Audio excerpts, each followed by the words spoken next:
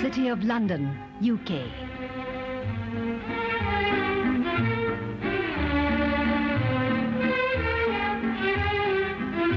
October 14th. The Prime Minister of India, Mr. Rajiv Gandhi, and Mrs. Sonia Gandhi arrive here on a goodwill visit.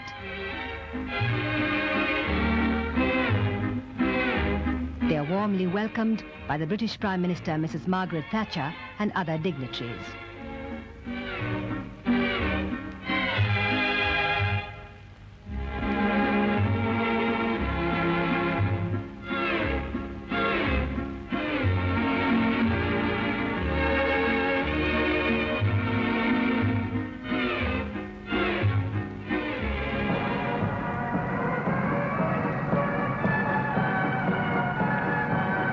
It's truly a ceremonial occasion, a guard of honor by the 2nd Battalion of Coldstream Guards.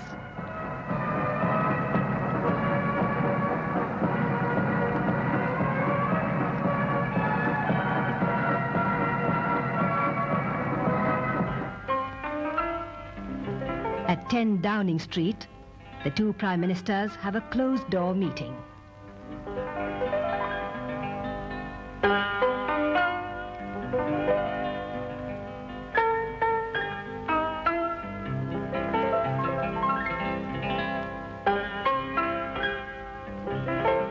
The issues are serious, but the air is one of warmth and understanding.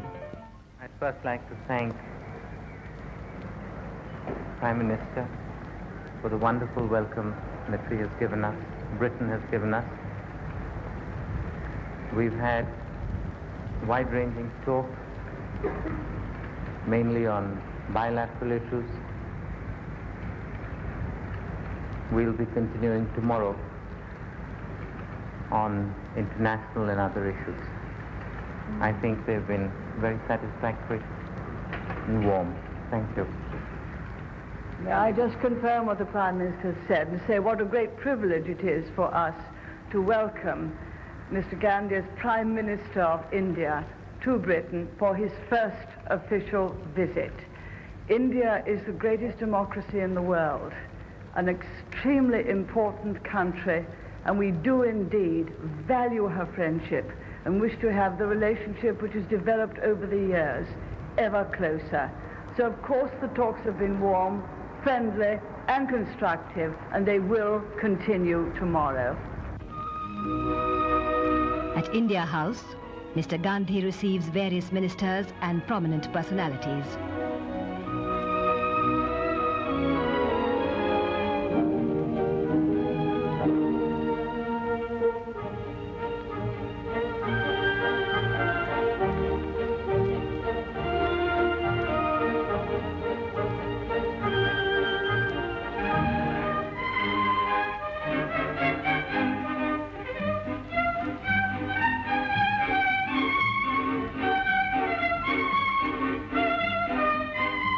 An important event on the itinerary is a lunch for the Indian Prime Minister, hosted by the Right Honourable Alan Trail, Lord Mayor, and the Corporation of London. Mr. Rajiv Gandhi's visit to Britain has paved the way for even better relations between the two countries in the future.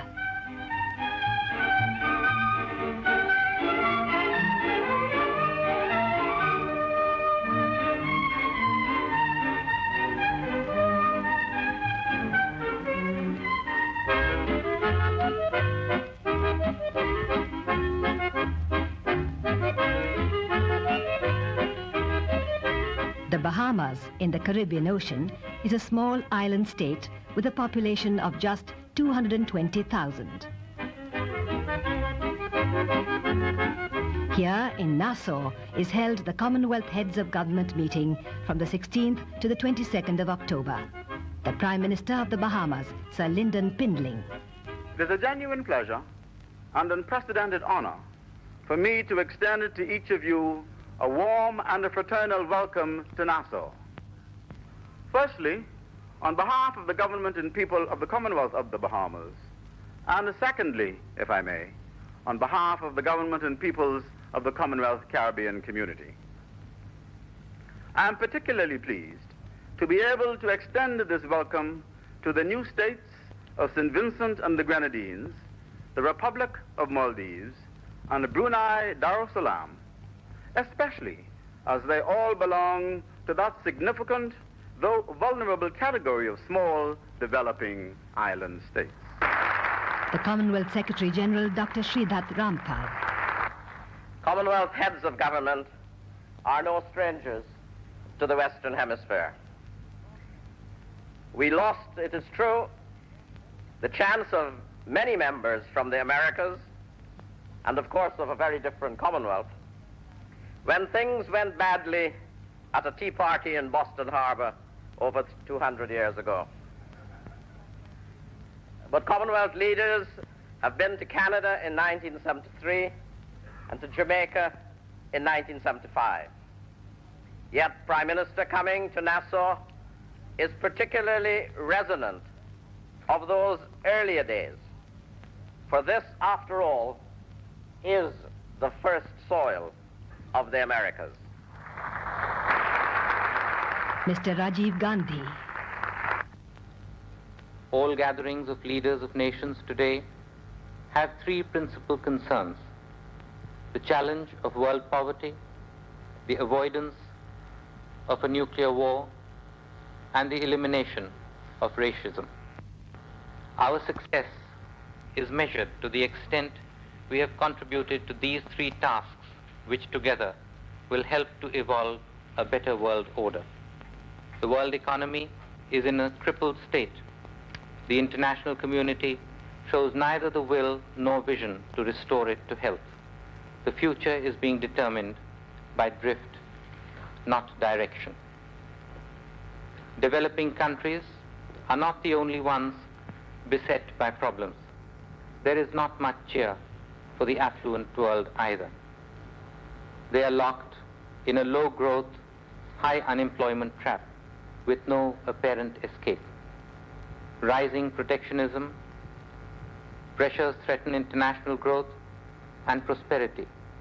Financial flows to developing countries are being curtailed. Development is being choked. Huge debts bring new dimensions of instability. We speak of peace, but can there be peace without the elimination of racism? The ruling clique of Pretoria is waging war against the people of South Africa. It's using every brutal weapon in its armory to subdue and humiliate them. The outrage at Sharpsville, can we forget it? The bloodbath at Uitenhage, can we forgive it? Will this go on and on? We shall be failing ourselves if we persist in this passivity. Thank you.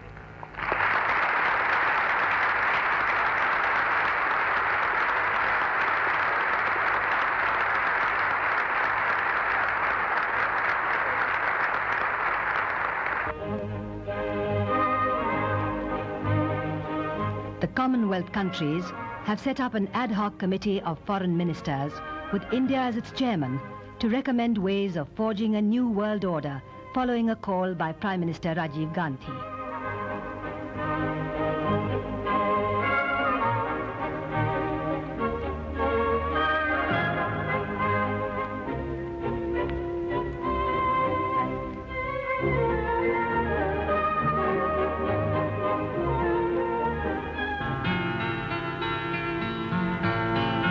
Mr. Gandhi meets many leaders individually and leaves a deep impression on them with a sincerity of purpose and clarity of approach.